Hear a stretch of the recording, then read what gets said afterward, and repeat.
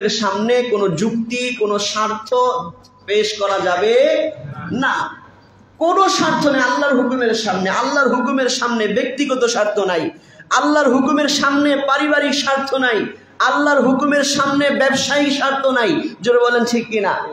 এই জন্যই তো আল্লাহ পাক পবিত্র কোরআনে বলেছেন, জানু দিয়ালিস সালাতি মিয়াউমিল জুমআতি ফাসআউ ইলা যিকরিল্লাহ।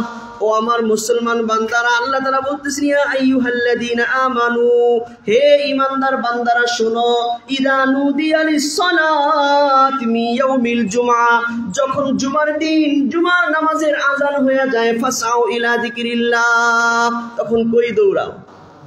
আল্লাহর জিকিরের দিকে দৌড়াও। এজন্য জুমার আযানের পরে জুমার প্রস্তুতিমূলক কাজ ছাড়া অন্য কোনো কাজ নাজায়েজ। এই মাসলা নতুন শুনতেছেন আমার থেকে? কোরআনের আয়াত, ফাসআউ ইলা যিকরিল্লাহ, দৌড়াও আল্লাহর জিকিরের দিকে। ওই সময় সাহাবীরা ব্যবসা বাণিজ্যে ব্যস্ত থাকতো। এজন্য আল্লাহ পাক বলছেন, ওয়াজারুল বাই, আল্লাহর জিকিরের দিকে দৌড়াও আর ব্যবসা বাণিজ্য বাদ দাও। তার মানে বোঝা গেল আল্লাহর হুকুমের সামনে ব্যবসায়িক স্বার্থ রাখা যাবে না। যে কোনো স্বার্থ, ব্যবসায়িক স্বার্থ, রাজনৈতিক স্বার্থ, নিজের সামাজিক স্বার্থ আল্লাহর হুকুমের সামনে পেশ করা যাবে না।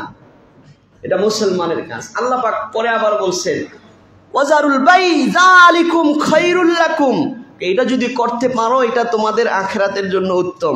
ইন কুনতুম তাআলামুন, যদি তোমরা সঠিক জিনিসটা বুঝো, জানো, বুঝতে পারো, জানতে পারো। চেষ্টা করবো তো ইনশাআল্লাহ। এই জন্য জুমার দিন আগে আগে মসজিদে চলে আসবে। অনেকে আমারে বলে, হুজুর আপনি 12টা 15 বয়ান শুরু করে দেন। বয়ান কি শুধু দেখানোর জন্য যে জুমার দিন বয়ান করতে হয় এজন্য, না শ্রোতা লাগবে বলেন? আর এক কাতার মুসল্লিও নাই, আমি আইসা বয়ান শুরু করে দিলাম, তাহলে এটা কোরআন হাদিসের অবমাননা হয়। আল্লাহ রসুল সাহাবীরা যখন আইসা বৈশা পড়তেন আলোচনা শোনার জন্য, তখন আল্লাহ রসুল আইসা কি হইতেন?